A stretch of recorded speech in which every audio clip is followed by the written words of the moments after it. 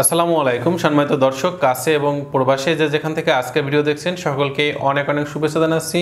বন্ধুরা, আশা করি সকলে ভালো আছেন। আপনারা অনেকেই জানতে চাইছিলেন মেয়েদের ঝুলে পড়া বা শ্যাগি হয়ে যাওয়া ব্রেস্ট টাইট এবং আকর্ষণীয় করার কোনো উপায় আছে কিনা।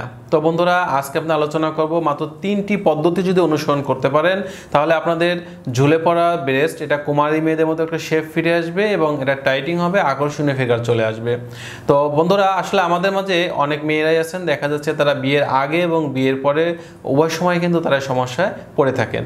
বিয়ের আগে সমস্যা হওয়ার অন্যতম কারণ হচ্ছে অনিয়ন্ত্রিত জীবনযাপন করা এবং এক বা একাধিক পুরুষের সাথে শারীরিক মিলনে অভ্যস্ত হয়ে পড়া। আর যারা বিয়ে হয়েছেন, বিবাহিত যারা আছেন, তাদের সমস্যাটা হওয়ার অন্যতম কারণ হচ্ছে বিয়ের পরে স্বামীর সাথে প্রতিদিন সহবাস করা, বাচ্চা কনসিভ করা এবং বাচ্চাকে ব্রেস্ট ফিডিং করানো। তো আসলে এই 3টি পদ্ধতির মধ্যে প্রথম নম্বর যে পদ্ধতি, আসুন আমরা এটা জেনে নিই। প্রথম নম্বর পদ্ধতিটা হচ্ছে ব্যায়াম করা বা ফিজিক্যাল এক্সারসাইজ করা।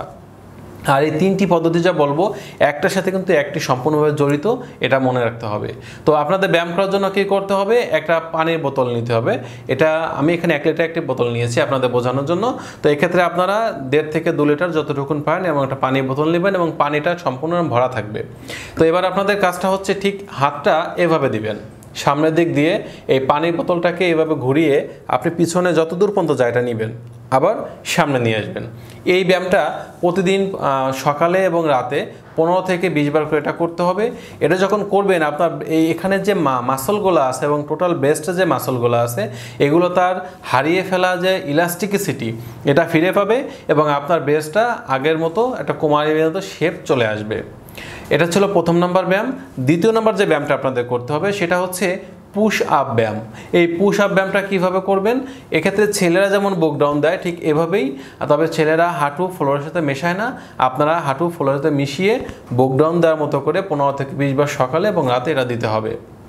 তবে যদি কেউ পুশ আপ ব্যায়াম না বোঝেন বা এটা কীভাবে করে দেখতে চান, সেক্ষেত্রে আপনারা পুশ আপ ব্যায়াম লিখে ইউটিউবে বা গুগলে সার্চ দিলে বিষয়টা দেখতে পাবেন, জানতে পারবেন। এটা করতে হবে প্রতিদিন 2 বার। এবার আসুন দ্বিতীয় নম্বর যে পদ্ধতি অনুসরণ করতে হবে, এটা হচ্ছে একটা জেল ঘরে বসে আপনি তৈরি করবেন, তৈরি করে ব্যবহার করবেন। তো জেলটি তৈরি করতে আপনাদের কী নিতে হবে, এক্ষেত্রে নিতে হবে মহিষের দুধের খাঁটি ঘি নিতে হবে 200 গ্রাম পরিমাণে। এর সাথে আপনাদের লবঙ্গ তেল নেবেন 4 চামচ পরিমাণে, শশার রস নেবেন আধা কাপ পরিমাণে, কাঁচা আমলকির রস নেবেন 1 কাপ পরিমাণে, অ্যালোভেরা জেল নেবেন 1 কাপ পরিমাণে। যদি কাঁচা অ্যালোভেরা জেল নেন তাহলে 1 কাপ পরিমাণ, আর বাজারে যদি কোনো কোম্পানি অ্যালোভেরা জেল নেন তাহলে আধা কাপ পরিমাণ নিলে চলবে। আর এর সাথে আরেকটা রেমেডি তৈরি করতে হবে, সেটা তৈরি করতে নিতে হবে আপনাদের মেথি 4 থেকে 5 চামচ এবং তিসি বা যেটাকে আমরা ফ্ল্যাক্সিড বলে থাকি এটা নিতে হবে 4 থেকে 5 চামচ। এবার আসুন আমরা এটা তৈরি করব। জেল তৈরি করার জন্য সোজা রান্নাঘরে চলে যাব। রান্নাঘরে যাওয়ার পরে প্রথম আমাদের কাজটা হচ্ছে একটি চুলায় একটি হাঁড়ি বা একটি কড়াই দিয়ে দিন। দিয়ে দেওয়ার পরে মিডিয়াম আঁচে জাল দিতে শুরু করুন এবং এর মধ্যে সর্বপ্রথম যেটা করতে হবে সেটা হচ্ছে আপনারা এই যে মহিষের দুধের ঘি নিয়েছেন এই ঘি সর্বপ্রথম দিয়ে জাল দিতে শুরু করুন।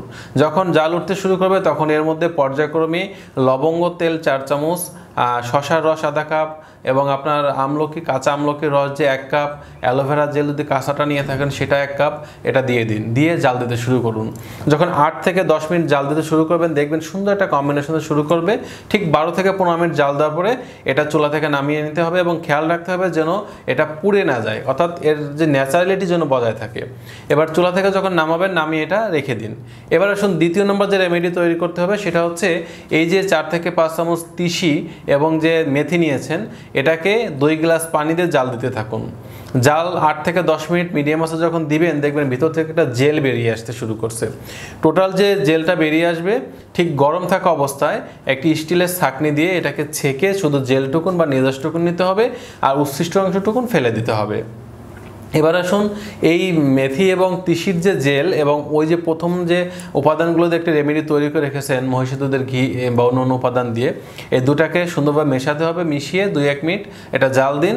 জাল দেওয়ার পরে এর সুন্দরভাবে কাচের একটা কন্টেনার বা একটা সুন্দর কৌটায় আপনি এটা রেখে দিন।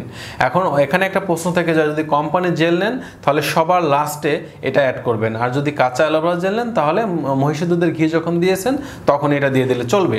তো এই জেলটি তৈরি হয়ে হয়ে গেল। এবার আসুন এটা কীভাবে ব্যবহার করবেন সে বিষয়ে আলোচনা করব।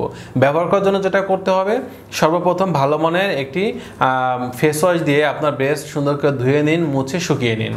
শুকানোর পরে আপনি হাতের আঙ্গুলে এই জেল নিয়ে ঠিক এভাবে চেপে চেপে আপনার ব্রেস্টে লাগাতে হবে। দুইটি ব্রেস্টে সুন্দরভাবে চেপে চেপে লাগাতে হবে। লাগানোর পরে যখন এটা একটু শুকিয়ে আসবে তখন হাতের তালু বরাবর ব্রেস্টের নিপল রাখতে হবে, রেখে ঠিক ব্রেস্টেরটাকে একটু উঁচু করে বাইরের থেকে ভিতর দিকে চাপ দিতে হবে এবং উঁচু করে বাইরে থেকে ভিতর দিকে চাপ দেবেন 20 থেকে 30 বার। এভাবে চাপ দেওয়ার পরে আপনাদের লাস্ট অপশনের কাজটা হচ্ছে টাইট ফিটিং ব্রা পড়তে হবে, অর্থাৎ ভালো মানের কাপ সাইজের টাইট ফিটিং ব্রা পড়তে হবে। এখন এখানে একটা প্রশ্ন থেকে যায়, অনেকে বলবেন যে এই উপাদান যদি আমরা তৈরি করতে না পারি জেলটি, সেক্ষেত্রে করণীয় কি? হ্যাঁ, যদি কেউ জেল তৈরি করতে না পারেন সেক্ষেত্রে স্ক্রিনে দেওয়া যে নাম্বারটা আছে এই নাম্বারে ফোন দিয়ে আপনারা চাইলে এটা অর্ডার করে আমাদের থেকে নিতে পারবেন। আর এবার আসুন আমরা তৃতীয় নম্বর যে উপায় সেটা চলে যাই।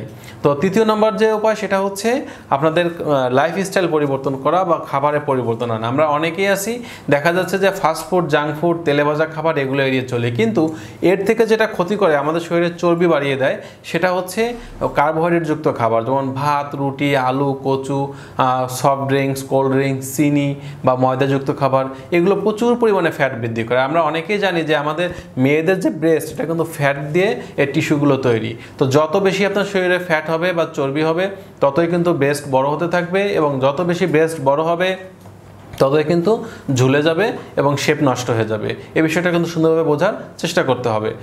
তো বন্ধুরা, এই খাবারের পরিবর্তন আনার পাশাপাশি আপনাদের আরেকটা যে কাজ করতে হবে, কিছু খাবার খাদ্য তালিকায় অ্যাড করতে হবে। আর যে খাবারগুলো অ্যাড করতে হবে তার মধ্যে অন্যতম হচ্ছে রঙিন ফল, আমাদের সিজনাল বা দেশীয় যে ফলগুলো আছে রঙিন ফল, এগুলো বেশি করে খাওয়ার চেষ্টা করতে হবে। পাশাপাশি প্রতিদিন 10 থেকে 12 গ্লাস ফ্রেশ পানি পান করতে হবে এবং সবুজ শাকসবজি এটাকে প্রাধান্য দিতে হবে।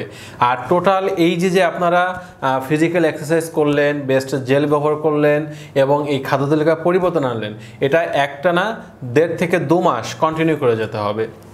যখন কন্টিনিউ করে যাবেন দেখা যাবে আপনাদের ব্যাপক পরিবর্তন আসবে এবং কুমারী মেয়েদের মতো শেপ চলে আসবে। আর এই যে শেপটি আসবে এটা আপনাদের পরবর্তী বেবি কনসিভ করার আগ পর্যন্ত এভাবে থাকবে, অর্থাৎ একেবারে সুন্দর একটা শেপ আপনারা ফিরে পেতে পারবেন। তো বন্ধুরা, এই ছিল আজকের বিষয়। আশা করি বিষয়টি বুঝতে পেরেছেন। আজকের ভিডিও যদি ভালো লাগে লাইক দিতে পারেন, বন্ধুদের মধ্যে শেয়ার করতে পারেন। যারা এখন পর্যন্ত আমার চ্যানেলটি সাবস্ক্রাইব করেননি, চ্যানেলটি সাবস্ক্রাইব করার জন্য সাথেই থাকবেন। আজ এ পর্যন্তই, আল্লাহ হাফেজ।